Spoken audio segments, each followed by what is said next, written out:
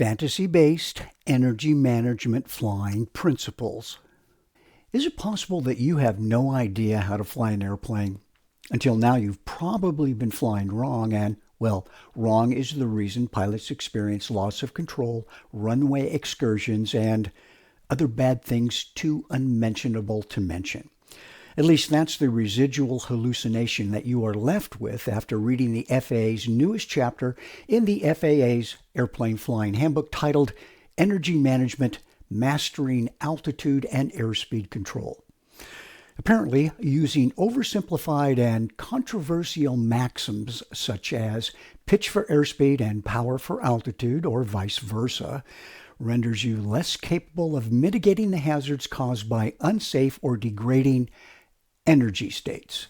At least that's what the FAA now wants pilots to think. As the de facto guardian of airmanship truth, the FAA now suggests that pilots dismantle their previous pitch power behaviors and rebuild new ones on the brick and mortar fabulations of energy management. Whoa, hold on, rocket pants. Now, before you surrender to consensus agreement on the FAA's newest recommendations, please consider the following idea.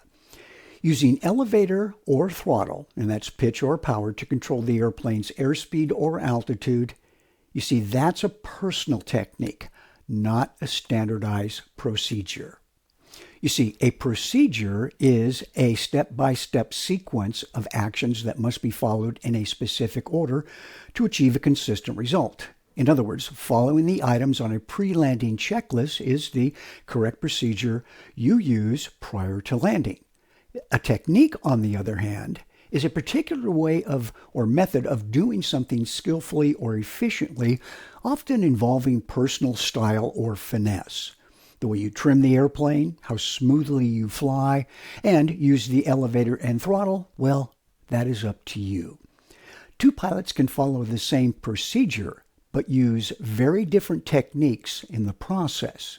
Your pitch power technique has absolutely no bearing on safety as long as that technique is used correctly. And to the best of my knowledge, the NTSB has never attributed the crash of a general aviation airplane to the pitch power technique used to fly it. Instead, these reports often state the pilot failed to maintain proper airspeed or failed to follow proper safety guidelines or even failed to maintain sufficient altitude. Many years ago, the head of McDonnell Douglas flight training told me that she designed two different flying techniques for the C-17. One was for the U.S. Navy, in other words, pitch controls airspeed, power controls altitude. And the other one was for the U.S. Air Force, pitch controls altitude and power controls airspeed. You see, both techniques work just fine based on the demand characteristics of the flying environment. You see, no one crashes an airplane because of the pitch power technique used to fly it. Pilots crash because they fail to use their pitch power technique properly. As you'll soon see, the FAA has elected to shelve its one-time, simple, easy-to-understand explanation on using the elevator and throttle to control an airplane. In its place, the FAA adopted another explanation that appears, well, to have been crafted by the light of a crackling fire at a Big Sur ashram. Now, while I'm not against energy, I'm actually quite fond of it, I'm against anything that makes training a private pilot more difficult without purpose. And this is precisely what the FAA's newest energy management offering does. To better understand the significance of this change, let's examine the historical path the FAA took as it slipped down this postmodern rabbit hole of energy management. In its 1965 Flight Training Handbook, the precursor to today's Airplane Flying Handbook, the FAA stated, "The angle of descent or glide path should be controlled by throttle adjustment, and the airspeed should be controlled by changes in pitch attitude." Pretty simple, right? You see, the beauty in this decades-old statement is that it was forged at a time when the FAA wasn't confused about how to teach primary students to fly small airplanes. The piloting principles presented in the 1965 Flight Training Handbook reflect advice by pilots, many of them having learned to fly in World War II, who knew something about basic stick and rudder skills. In its 1980 Flight Training Handbook, the FAA reversed the polarity of its earlier recommendation to read, "The pitch attitude is adjusted as necessary to establish and maintain the desired rate or angle of descent, and power is adjusted to maintain the desired airspeed." Okay, fine, that's just fine.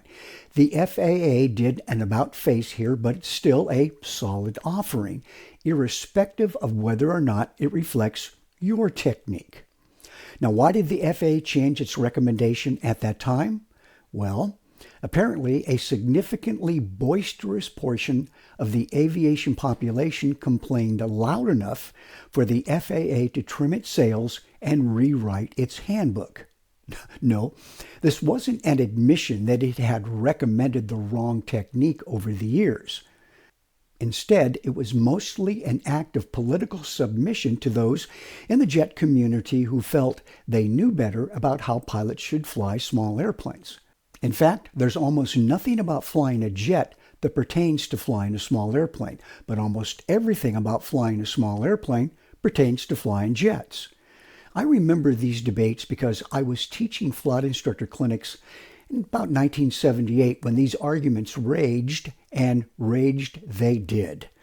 Nevertheless, in the preface to the same 1980 Flight Training Handbook, the FAA wrote with great wisdom and stated, "It would be impossible to explain all the different aviation methods and concepts.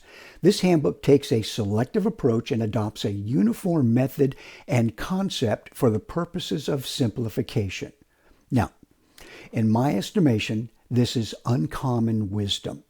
Had the FAA stood steady as it faced the gale-like force of political pressure and honored this guiding principle, primary flight training would be better off today.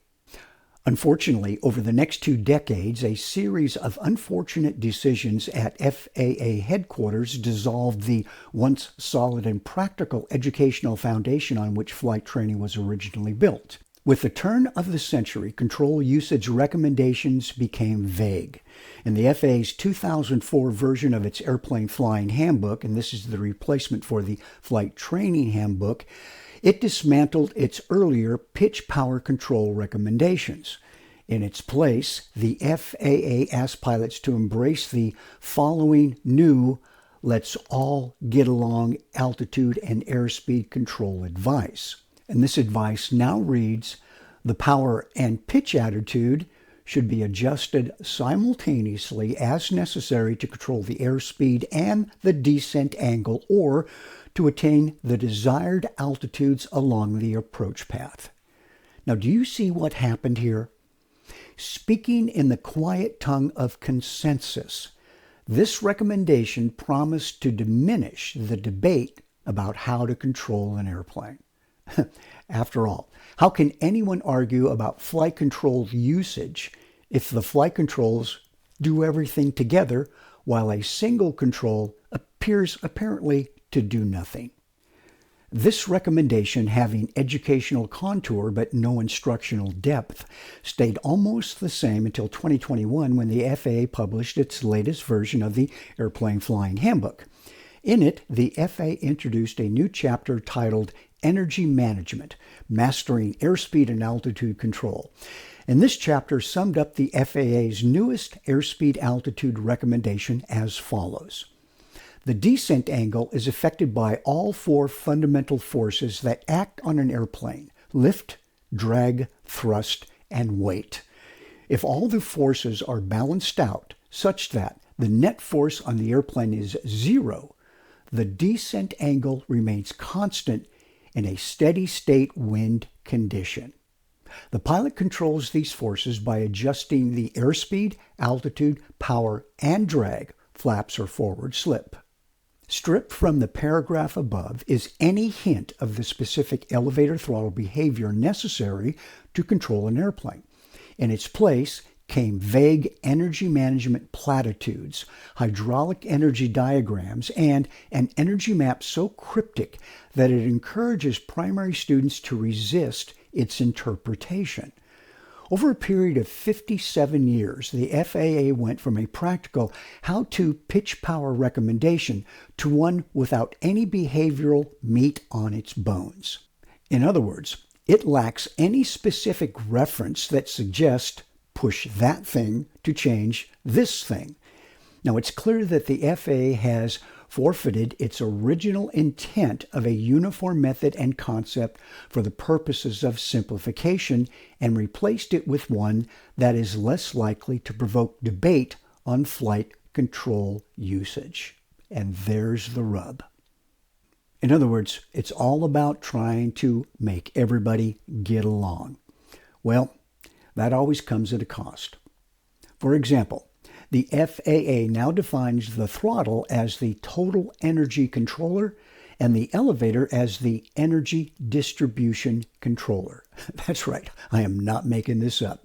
The FAA states that rather than asking what controls altitude and what controls airspeed, a pilot can now ask what controls total energy and what controls its distribution over altitude and airspeed.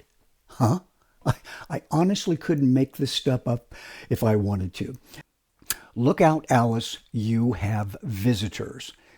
That's right. You see, to help pilots assimilate these energy management principles, the FAA now offers 3 energy management control rules as shown here. Unfortunately, each of these 3 rules is sufficiently abstract and vague that neither can stand on its own without referencing its pedigree. Therefore, the FAA was forced to define each rule using similar terms from the elevator and throttle recommendations it originally intended to eliminate. In other words, the FAA can't describe its new energy management rules without referencing airspeed and altitude. Do you see the irony here? You must translate the FAA's energy control rules into their throttle elevator behavioral components before using them. Now, why insert a top man, the 3 energy rules, just to make a place for the middleman, elevator and throttle movements? Why not skip the top man and, well, speak in terms of using the throttle and the elevator directly, just like the FAA did in 1965. After reading these 3 energy control rules, you feel, about as confused as a just gelded bull. Quite frankly, they make the act of primary flight training confusing, confounding, and difficult as a result. Frankly, all 3 of the FAA's energy management control rules shown here can be distilled into one rule as follows. Control the glide path with throttle and the airspeed with elevator, or vice versa if it pleases you. Now, as the FAA sees this is great because it's new, not because it's effective or practical. Perhaps the single most revealing statement in the FAA's confusing energy management philosophy reads as follows. An energy-centered approach clarified the roles of the engine and flight controls beyond the simple pitch for airspeed and power for altitude by modeling how throttle and elevator inputs affect the airplane's total mechanical energy. Unable to see the forest for the trees, the FAA unknowingly confessed to sacrificing a simple technique, one that worked well for decades and required only 7 words to comprehend, for an explanation that, requires 7,398 words and 16 graphics in the Airplane Flying Handbook. And folks, it should take no more than 300 words and a single graphic of a bicycle moving up and down a hill to explain energy management. And if you're not convinced, take a look at my energy management video in the link below. Now, why would the FAA abandon a simple, practical 1965 flight training recommendation for the brain-fogging references of total energy controllers and energy distribution controllers? I suspect it did so because it concluded that disagreement on technique betrays a hidden structural flaw in the logic of airmanship. Well, it doesn't. Disagreement in this instance is how pilots express their preference for a technique. It's not a call to action for reworking the simple and practical principles of airplane control. Had the FAA offered wise leadership here, it would have cast the disagreement as such. Sadly, the FAA missed a wonderful opportunity to do so. Not surprisingly, it was a university-published paper on energy management that led the FAA in this direction. You see, the FAA has had a love affair with aviation academia for decades. It almost seems to gush, coo, and get a bit giggly when a major aviation university publishes a paper offering a new perspective on how to fly airplanes. It also appears to make no difference if a paper's proffered principles have ever been subject to the rigors of scientific testing. For the FAA, it's a plug-and-play arrangement where theoretical ideas are implemented without any need for peer review by the community these ideas affect most. And of course, I'm speaking of the general aviation community, GA instructors in particular. For example, in 2015, one aviation university paper suggested that pilots crash airplanes because of the failure to maintain energy associated with the vertical flight path, altitude, and airspeed. In my opinion, it's a fine paper from an academic perspective, but not from a practical one. The reason being is that the paper offered no proof for its assertions. Its central premise is based on the impression that energy management flying is apparently a good idea because it looks like a good idea. The paper then borrows a few hefty terms from the lexicon of physics to rework a simple and once venerable pitch power flying technique. Frankly, the FAA was smitten with the novelty of these ideas. Thereafter, it elevated the paper's principle to policy. This is just another example of what I call fantasy-based flight training. For instance, imagine what it will be like for students when their instructors say, "You need to change your energy state, Bob," instead of saying, "Bob, lower the nose." Rest assured that young flight instructors will eagerly adopt the language of energy management and use it on their primary students. After all, this is the lingo that young instructors believe airline pilots use. Young, impressionable instructors will gladly model the behavior of those they admire. However, this isn't the language student pilots easily comprehend. When the esteemed Bob Hoover was once asked about the use of energy management in his aerobatic routines, he stated, "It's nothing more than airspeed and altitude control." Nevertheless, the FAA now insists that student pilots be capable of explaining energy management principles, and that's an ACS requirement, in the exalted language of energy distribution and energy control. Common sense suggests that this requirement confuses and confounds any understanding of airmanship's basic principles. Pitch for airspeed, power for glide path should be the inheritance of every student pilot. Implied in the text of those 6 simple words is the poetic expression of 2 critical ideas. The elevator controls your proximity to a stall, and the absence of power prevents stretching a glide.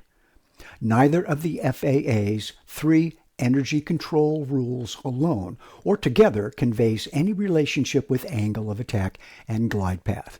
And not surprisingly, angle of attack is mentioned only once in the energy management chapter in the Airplane Flying Handbook. The FAA's inclusion of energy management flying principles in the Airplane Flying Handbook is, in my opinion, an assault on simplicity and clarity. Now, I do not doubt that the FAA's and the university's intentions were pure and intended to improve aviation safety. I'm sure they were. However, I've long believed that having good intentions is a highly overrated virtue. You see, it's what you do that counts, not what you intended to do. I think common sense suggests here that the FAA's new energy management training program won't produce the intended results and will only complicate general aviation training. General aviation training needs wisdom, in other words, wise oversight, to prevent these types of excursions into the land of ideology, opinion, and untested recommendations. Alice doesn't need more company.